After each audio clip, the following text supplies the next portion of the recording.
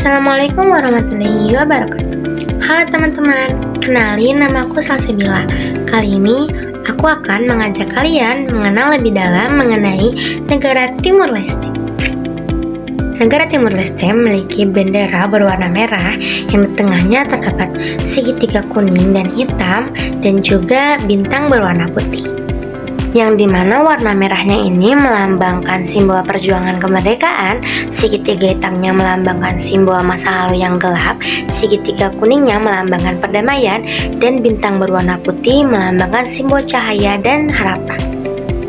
Adapun lambang Timur Leste yaitu perisai merah dengan Gunung Ramelau di tengah yang merupakan simbol dari kebanggaan nasional, buku dan senjata tradisional yaitu surik dan belak yang mencerminkan perjuangan serta pendidikan, dan pita bertuliskan Republika Demokratika de Timor Leste serta semboyan nasional yaitu Unidade Aceo Progreso yang merupakan arti dari kesatuan, aksi, dan kemajuan. Apa sih Timur Leste itu? Timur Leste merupakan negara kecil di Asia Tenggara yang menempati setengah bagian timur Pulau Timor dan beberapa pulau kecil seperti Atauro dan Jako. Setelah berabad-abad, mereka dijajah oleh Portugis dan sempat bergabung dengan Indonesia. Timor Leste pada akhirnya memerdekakan diri pada tahun 2002 dan negara ini masih termasuk negara berkembang dikarenakan masih menghadapi tantangan ekonomi, infrastruktur, serta tingkat kemiskinan yang tinggi. Namun, Timur Leste ini memiliki potensi besar pada sektor perikanan, pariwisata, dan minyak lepas pantai. Profil Timur Leste. Timur Leste yang bernama resmi Republika Demokratika de Timor Leste dengan ibu kota Dili dan bentuk pemerintahannya yaitu Republik Demokrasi Semi Presidensial dengan kepala negara Presiden Republik, kepala pemerintahannya Perdana Menteri, dan hari kemerdekaannya pada tanggal 20 Mei 2002. Luas wilayahnya kurang lebih 14.874 km persegi dan jumlah penduduk pada tahun 2025 yaitu kurang lebih 1,4 juta jiwa, dan bahasa resminya Tetum dan Portugis, mata uangnya dolar Amerika Serikat atau US dollar, dan zona waktunya waktu Timur Leste. Lalu secara astronomis Timur Leste terletak pada 8 derajat 17 menit sampai 9 derajat 27 menit lintang selatan dan 124 derajat 3 menit sampai 127 derajat 17 menit bujur timur. Dan secara geografisnya terletak pada bagian timur Kepulauan Nusa Tenggara, Indonesia, Asia Tenggara. Lalu batas-batas negara Timur Leste, sebelah utara berada di Laut Banda, sebelah selatan ada di Laut Timur, sebelah barat yaitu Provinsi Nusa Tenggara Timur Indonesia, dan sebelah timurnya yaitu Laut Timur, serta keseluruhan dari negara Timur Leste yaitu berbatasan dengan wilayah Indonesia. Timur Leste terbagi menjadi 14 munisipalitas atau kabupaten serta satu wilayah administratif khusus atau UKC. Beberapa di antaranya yaitu Dili, Baucau, Air Merah, Vikuku, Manut, Tahi, Trautam, Bobenaro, dan Likuika.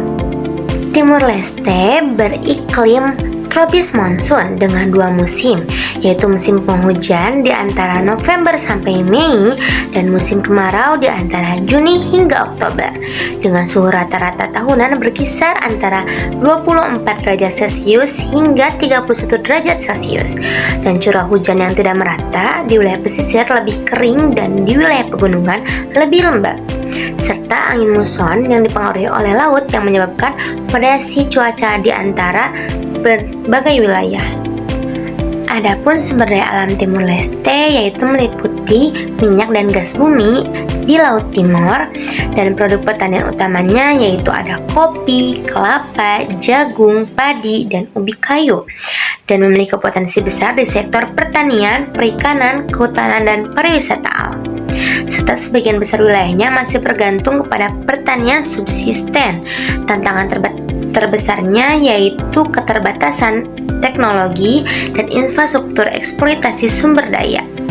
Adapun ekonomi di Timur Leste yaitu termasuk pada kategori berkembang yang pendapatan menengah ke bawah. Sektor utamanya berupa minyak dan gas, pertanian dan jasa publik, dan ekspor utamanya yaitu minyak mentah dan gas alam cair serta kopi.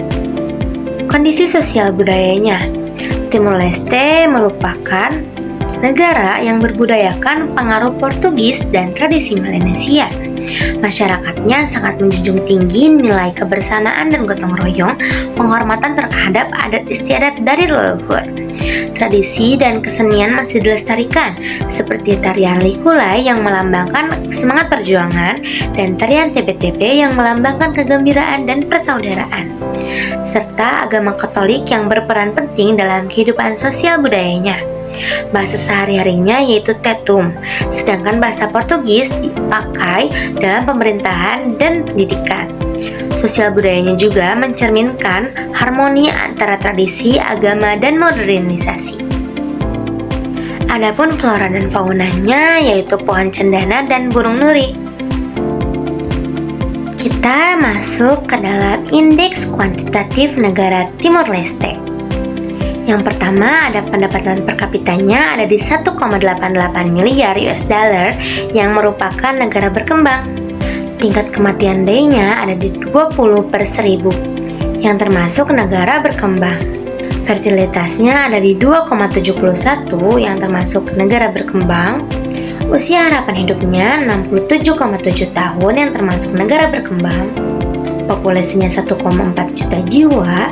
Indeks pembangunan manusianya ada di 0,634 yang termasuk kategori menengah peringkat 141 dunia pada tahun 2024. Adapun tingkat kemiskinannya kurang lebih 40% penduduk.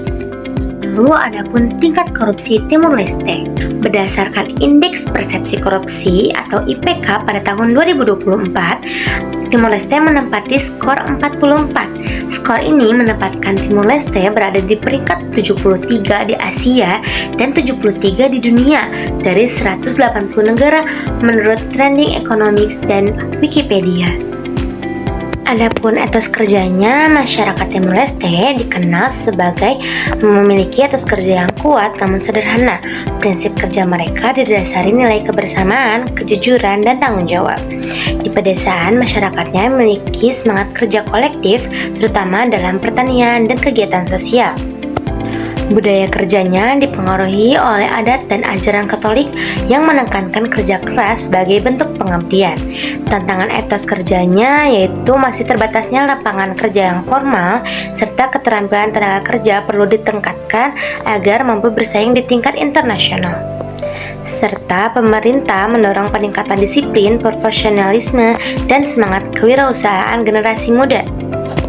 Adapun pada sektor kesehatan, yang dimana fasilitas kesehatannya masih terus berkembang pasca kemerdekaan, namun aksesnya di pedesaan masih terbatas. Penyakit umum yaitu malaria, TBC, dan diare, angka harapan hidupnya sekitar 67,7 tahun, dan program pemerintahnya yaitu peningkatan tenaga medis di desa, vaksinasi dan perbaikan gizi anak, kerjasama dengan WHO untuk sistem kesehatan primer. Masyarakatnya juga mulai sadar pentingnya kebersihan dan kesehatan lingkungan terhadap kesehatan masing-masing. Adapun pada sektor pendidikan di Timor Leste, pendidikan dasar diwajibkan, namun tingkat partisipasi di desa perlu ditingkatkan lagi. Tingkat nilai hurufnya sekitar 70-75%. Bahasa pengantar di sekolah adalah bahasa Tetum dan Portugis. Universitas utama di Timor Leste yaitu Universidade Nacional Timor Leste atau UNTL. Tantangannya yaitu kekurangan guru, sarana pendidikan terbatas, dan disparitas mutu antar wilayah. Serta pemerintah mendorong program beasiswa dan pelatihan guru untuk meningkatkan kualitas sumber daya manusia. Adapun kesadaran hukum dan pemerintahan. Setelah merdeka, Timor Leste membangun sistem hukum nasional berdasarkan Konstitusi 2002 dan kesadaran hukum masyarakat masih berkembang, terutama di wilayah pedesaan. Pemerintah dan lembaga internasional gencar melakukan sosialisasi hukum dan HAM. Adat lokal yaitu Tara Bandu sering digunakan untuk penyelesaian sengketa kecil.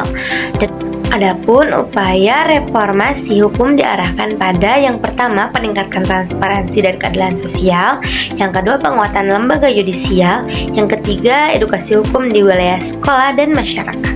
Kesimpulannya yaitu Timor Leste merupakan negara berkembang dengan potensi besar dalam sektor energi dan pariwisata. Namun Timor Leste masih menghadapi tantangan dalam pembangunan ekonomi dan kualitas SDM. Negara ini juga masih terus berupaya dalam menjadi anggota penuh ASEAN dan memperkuat stabilitas sosial. Baiklah teman-teman, mungkin sekian yang dapat saya sampaikan. Kurang lebihnya mohon dimaafkan. Wabillahi taufiq wal hidayah. Wassalamualaikum warahmatullahi wabarakatuh. Sampai jumpa lagi.